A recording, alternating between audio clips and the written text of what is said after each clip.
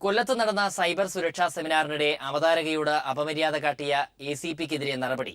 Thiruvananthapuram hi tech സെല്ലിലെ assistant commander ആയ വിനയകുമാറിനെതിരെയാണ് കൊല്ലം സ്വദേശിയായ യുവതി പരാതി നൽകിയത്. ഇയാൾക്കെതിരെ അച്ചടക്ക നടപടി സ്വീകരിക്കാൻ IG മനോജ് എബ്രഹാം DGPയോട് ശുപാർശ ചെയ്തു. വിവരങ്ങളുമായി രാജ്കുമാർ ചേരുന്നു. രാജ്കുമാർ, പറയൂ. ശനിയാഴ്ച വൈകിട്ട് മുഖ്യമന്ത്രി പിണറായി വിജയൻ കൊക്കൂൺ 2016 സമാപന സമ്മേളനം ഉദ്ഘാടനം നിർവഹിച്ച് മടങ്ങിയ ശേഷം അവിടെ സാംസ്കാരിക പരിപാടി നടക്കുകയുണ്ടായി. ഈ സമയം അവതാരകയായ പെൺകുട്ടിയോടാണ് പോലീസുകാരൻ മോശമായി പെരുമാറിയത്. സീറ്റിൽ ഇരിക്കുമ്പോൾ ഹൈടെക് സെല്ലിലെ ഉദ്യോഗസ്ഥനായ വിനയകുമാർ മൊബൈൽ നമ്പർ ആവശ്യപ്പെടുകയും പിന്നീട് മോശമായി സംസാരിക്കുകയും ചെയ്തു എന്നാണ് പരാതി. പെൺകുട്ടി അപ്പോൾ തന്നെ IG മനോജ് എബ്രഹാമിനെ പരാതി അറിയിച്ചു. IG ഹൈടെക് സെല്ലിലെ ആരോപണ വിധേയരായ ഉദ്യോഗസ്ഥനെയും മറ്റൊരു പോലീസുകാരനെയും ചോദ്യം ചെയ്തിരുന്നു. പരിപാടിയിൽ നിന്ന് ഇവരെ ഇറക്കിവിടുകയും ചെയ്തു. സാംസ്കാരിക പരിപാടി നടക്കുന്ന സ്ഥലത്ത് ഇയാൾക്കായിരുന്നു ഈ കോർഡിനേഷന്റെ ഇതിന്റെ ഒരു ചുമതല നൽകിയിരുന്നത്.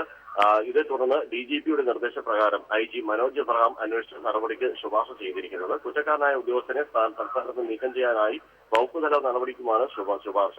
അതേസമയം ഫേസ്ബുക്കിൽ മന്ത്രി EP ജയരാജനെതിരെ പോസ്റ്റ് ഇട്ടതിന് ഇതേ ഉദ്യോഗസ്ഥനെതിരെ ഇപ്പോൾ അന്വേഷണം നടക്കുന്നുണ്ട്.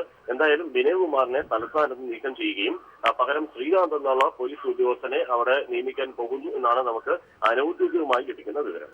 ശരി, രാജ്കുമാറാണ് വിവരങ്ങൾ പങ്കുവച്ചത്.